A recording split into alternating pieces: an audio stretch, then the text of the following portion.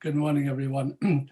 Well, we're still with Mishnah 8 in the first parak, Yehuda ben Tabai, who wants to tell us that when people are before you, the parties in a lawsuit are standing before you as the judge, you have to regard both of them as wicked.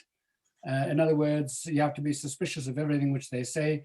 You don't take their words just at face value. You have to inquire and get to the bottom of the truth.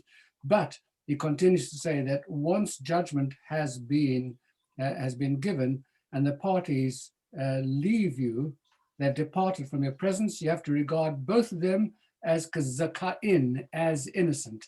Well, the first part of this, of his recommendation, is much easier to fulfill than the second. It's easy when the people are standing before you to think of them both in the worst light, and both of them are guilty. But once judgment has been passed, one of them has actually been found to be guilty and the other one has been found to be innocent.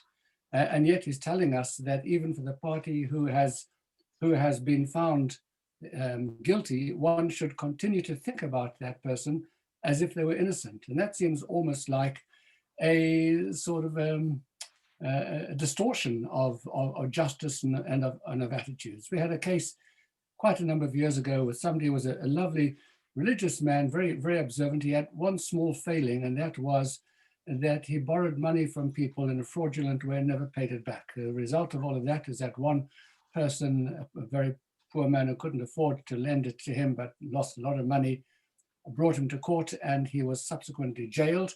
And then he came back into the community again. And the question was, what sort of attitude do you have towards this person? After all, he's served his jail sentence, but he was found guilty, and you know that he was a crook. Very, very hard to start to think about him in terms of, well, he was an innocent man.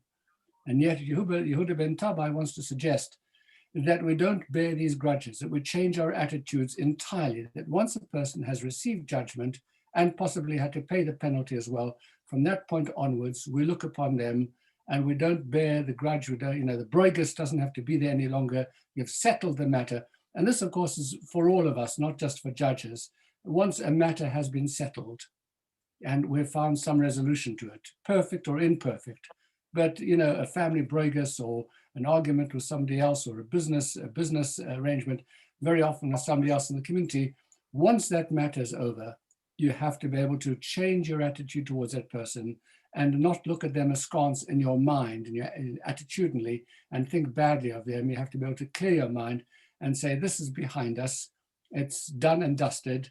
Now we are on a new relationship, and I treat this person as in exactly the same way as I treat any other person, that he is an innocent person. And that's a really big teaching, in all of us.